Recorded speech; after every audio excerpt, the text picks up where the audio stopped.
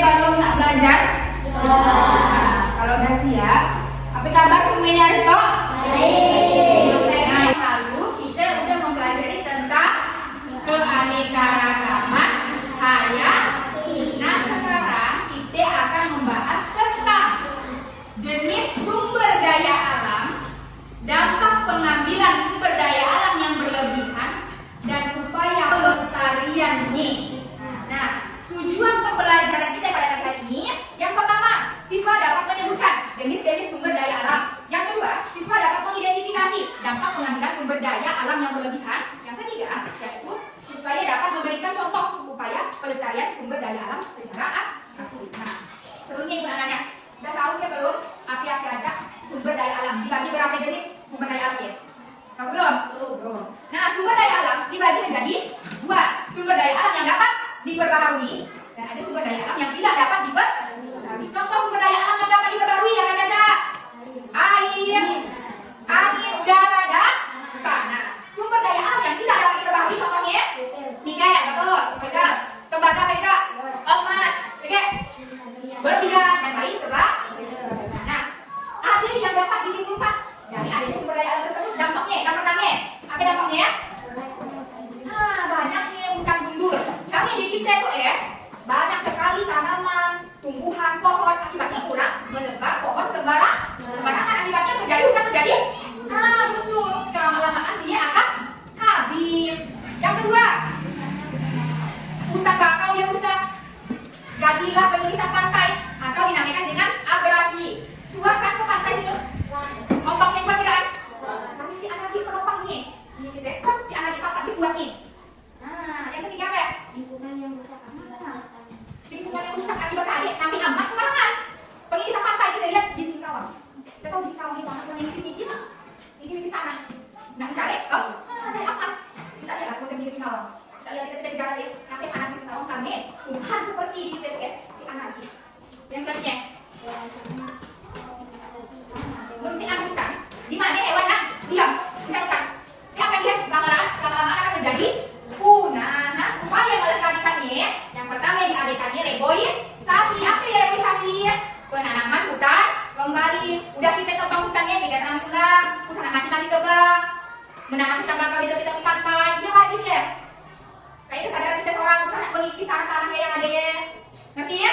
Nah, kalau udah ngerti, sekarang Ibu akan bagi 3 kelompok, masing-masing satu kelompok ya.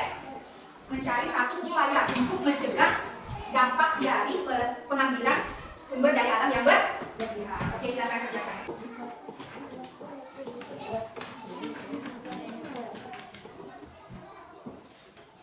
Tasminnya? Oke, tasminnya silakan maju kelompok 1. Nah, kelompok 1, baca tulisannya. Anaknya hutan gundul. Dia mencari melestarikannya dengan cara dia menanam pohon secara berurutan. Akan ditebang pohonnya, ditanam kembali. Betul tasminnya? Oke. Kelompok 2, dampaknya apa yang pertama? Dia rusaknya hutan bakau. Membersihkan hutan dari. Nah, di situ biarnya nanti rusaknya hutan bakau. Cara melestarikan di kelompok 2 ya, reboisasi hutan bakau serta membersihkan hutan dari sampah. Tepuk tangan untuk kelompok 2.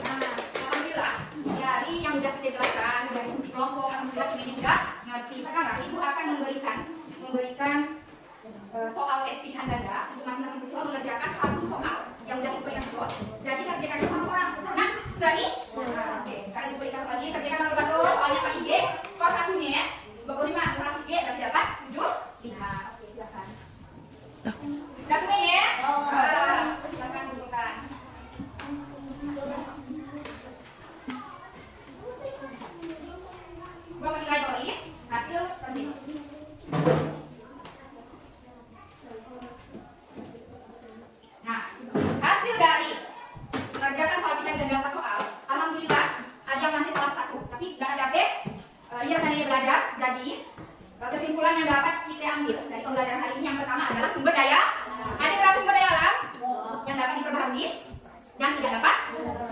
Kalau yang dapat diperbaharui contohnya apa Dek? Air. Nah, kayak Dek. Nah, udara. Kayak Dek yang tidak dapat diperbaharui contohnya. Berlian, timah, nikel, emas. Dampak dari penggunaan atau pengambilan sumber daya alam yang berlebihan yang pertama Dek, banyaknya hutan. Yang kedua, rusak mutu tembakau.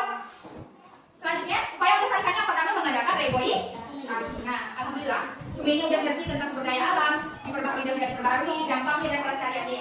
Nah, pesan ibu, bisa lupa belajar di rumah.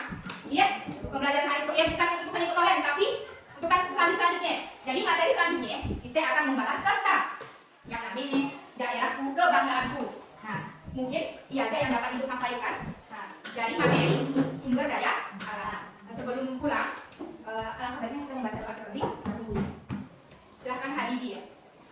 Sebelum kita mulai ini, mari kita membaca doa dulu. Bismillah.